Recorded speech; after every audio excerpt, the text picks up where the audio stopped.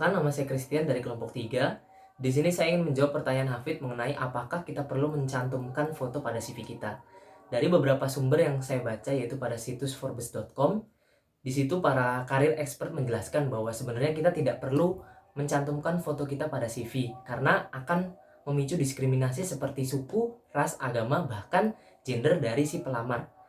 Karena di sini secara sadar atau tidak sadar, para perekrut yang adalah juga manusia, yang mana para perekrut itu akan melihat penampilan terlebih dahulu dibandingkan dengan skill yang ada pada CV kita.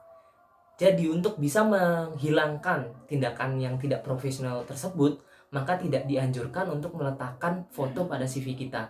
Karena sebenarnya pada CV kita itu seharusnya berisi daftar riwayat hidup kita, yaitu dari mulai skill, kemudian pengalaman bekerja, keterampilan yang dibutuhkan sesuai dengan posisi yang ingin dilamar. Tetapi itu semua berbeda tergantung dari kebijakan perusahaan yang ingin merekrut kita.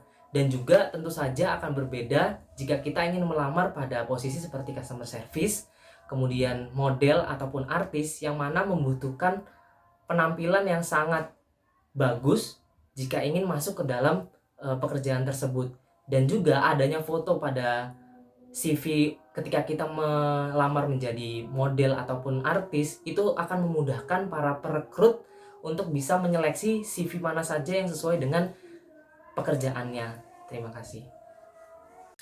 Pada kesempatan kali ini saya akan menjawab pertanyaan dari Fajar, yaitu apakah hobi bisa dimasukkan dalam sebuah CV. Menurut saya, minat dan hobi merupakan poin tambahan yang bisa dimasukkan dalam sebuah CV. Artinya, dia bersifat opsional, bisa dimasukkan maupun tidak dimasukkan.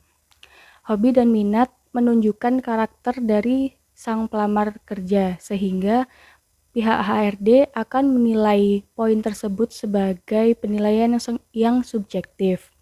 Ada beberapa pekerjaan yang melihat hobi sebagai poin utama atau poin penting. Contohnya adalah pekerjaan sebagai fotografer, editor, penulis, dan lain-lain. Tapi ada juga beberapa pekerjaan yang tidak melihat hobi sebagai poin yang penting. Untuk menanggulanginya, pelamar bisa memasukkan latar belakang pendidikan dan juga pencapaian yang dimiliki untuk mengganti hobi dan minat. Sedangkan untuk menjelaskan ketertarikan maupun hobi dan minat bisa dijelaskan pada saat interview kerja. Terima kasih. Perkenalkan, nama saya Muhammad Hamzah dari kelompok 3. Izin menjawab pertanyaannya Mas Adam yang menanyakan apakah penting bagi kita untuk memasukkan akun media sosial kita ke dalam CV yang kita buat. Jadi, berdasarkan informasi yang saya dapatkan, dapat disimpulkan bahwa penting bagi kita untuk memasukkan akun media sosial kita ke dalam CV jika yang pertama, apabila akun media sosial kita menunjukkan kemampuan ataupun mendukung kredibilitas kita sebagai seorang pelamar, seperti halnya LinkedIn ataupun Twitter. Namun, apabila pada sosial media kita lebih banyak memuat informasi-informasi terkait dengan privasi kita dibandingkan dengan informasi-informasi publik, lebih baik tidak usah dimasukkan. Terus yang kedua, lihat pekerjaan ataupun perusahaan tempat di mana Anda melamar. Jika dirasa pada pekerjaan yang Anda lamar membutuhkan bukti bahwa Anda aktif di sosial media, maka lebih banyak bagi Anda untuk memasukkan akun media sosial yang Anda punya ke dalam CV. Tapi jika dirasa pekerjaan yang Anda lamar tidak membutuhkan bukti bahwa Anda aktif di media sosial, maka cukup masukkan satu saja, yakni LinkedIn. Terima kasih. Pada kesempatan kali ini saya akan menjawab pertanyaan dari Rizky, yaitu perlukah mencantumkan referensi pada sebuah CV. Menurut saya, referensi merupakan salah satu hal penting yang bisa dimasukkan dalam sebuah CV karena dapat menambah nilai jual dari pihak pelamar. Seorang HRD akan merasa senang apabila terdapat nama seseorang yang bisa memberikan referensi dalam sebuah CV, karena referensi tersebut akan menjadi reference check atau sebuah tools yang dapat mengetahui latar belakang pelamar dari pihak lain yang pernah bekerja sama dengannya.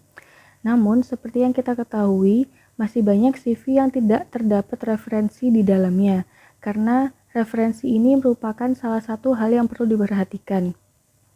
Ada beberapa orang yang mungkin kita anggap berpengaruh, tetapi ternyata tidak memiliki atau tidak memberikan efek positif bagi pelamar ketika dinilai oleh HRD.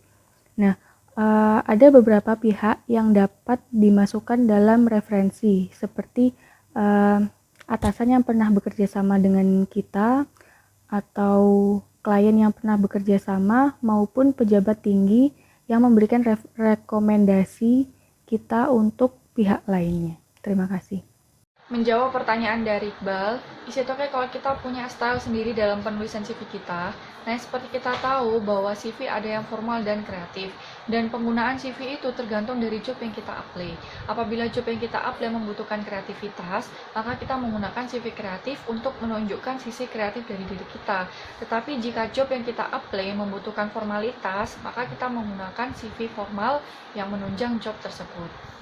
Dari kedua bentuk CV tersebut, pasti kita diberikan banyak sekali format-format, baik itu dari teman kita yang sudah bekerja maupun dari internet. Apakah kita boleh menggunakan style kita sendiri? Jawabannya boleh. Tapi alangkah baiknya kita juga harus memperhatikan dari orang-orang yang sudah berpengalaman melewati fase ini, ataupun juga dari para ahli. Mengutip dari portal berita CNBC, seorang pakar karir dari Harvard Extension School, yaitu Linda Spencer, mengungkapkan bahwa ada dua kunci agar CV kita terlihat sempurna, yaitu dengan menyampaikan bahwa diri kita adalah orang yang tepat untuk posisi tersebut dan kita akan memberikan nilai tambah untuk perusahaan. Linda Spencer juga mengungkapkan bahwa HRD akan melihat CV kita hanya selama 7-10 detik saja, jadi diharapkan kita membuatnya secara padat dan jelas. Selain itu, Linda Spencer juga memberikan poin-poin penting CV-CV yang sempurna. Yang pertama adalah ajukan kepada seseorang. Yang dimaksudkan di sini adalah kita menulis spesifik untuk siapa CV ini diberikan, apakah untuk HRD atau untuk manajer atau untuk yang lain. Kedua adalah tujuan surat. Diharapkan kita membuat CV itu simple dan to the point. Alasan apa kita membuat surat ini, posisi apa yang kita inginkan, dan kontribusi apa yang kita berikan kepada perusahaan. Selanjutnya adalah jangan terlalu detail. Usahakan kita tidak memasukkan hal-hal yang terlalu detail dan tidak diperlukan. Selanjutnya yaitu format yang konsisten. Banyak sekali kesalahan dari pelamar di CV-nya menggunakan format tidak konsisten. Jadi diharapkan dalam CV kita menggunakan format, font, dan ukuran yang sama dari awal hingga akhir CV kita. Terakhir, tidak ada kesalahan ejaan atau tata bahasa. Mengutip dari mantan eksekutif Google, Laszlo Block menyarankan tips untuk para pelamar agar membaca ulang CV-nya dari atas ke bawah dan bawah ke atas. Jadi diharapkan tidak ada kesalahan saat CV itu sudah ada di tangan HRD. Intinya, kita boleh saja memakai style kita sendiri, tapi yang terpenting kita juga harus memperhatikan saran-saran dari orang yang sudah berpengalaman maupun dari para ahli, agar CV kita bisa diterima dengan baik dan kita dapat diterima di pekerjaan tersebut. Pertanyaan selanjutnya dari Iqbal, idealnya sebuah CV hanya 1-2 lembar saja. Tapi jika saya memiliki banyak sekali kompetensi yang ingin ditunjukkan dan bisa lebih dari 2 lembar, apakah diperbolehkan? Seperti yang saya sebutkan sebelumnya, poin-poin penting agar CV kita terlihat sempurna adalah jangan memberikan hal-hal yang terlalu detail dan tidak diperlukan. Apabila Iqbal ingin menunjukkan semua kompetensi yang dia punya, bukan di CV tempatnya, tapi di portofolio. Saya berikan gambaran sedikit apa perbedaan dari CV dan portofolio. Dari gambar ini, yang bisa kita lihat adalah seorang mas-mas ganteng yang terlihat dari luar. Di gambar selanjutnya, tidak hanya di luar saja yang menarik, tapi di dalamnya dia juga memiliki hal yang menarik. Nah, kedua gambar tersebut menggambarkan CV dan portofolio. Gambar pertama menggambarkan CV, dan gambar kedua menggambarkan portofolio. CV bersifat umum dan hanya terlihat dari luarnya saja, tapi harus menarik agar orang lain tertarik untuk ingin lebih jauh melihat dari sisi diri kita. Sedangkan portofolio bersifat spesifik. Kita bisa menunjukkan diri kita secara detail, kompetensi-kompetensi apa saja yang kita miliki, dan hal apa saja yang sudah kita lakukan, baik itu research maupun yang lain, ditunjang dengan data-data akurat, dan pastinya berhubungan dengan pekerjaan yang kita apply. Jadi Iqbal bisa menunjukkan seluruh kompetensi yang dimiliki di portofolio dengan data-data yang akurat. Iqbal, apabila ada jawaban yang kurang memuaskan, bisa bertanya kembali.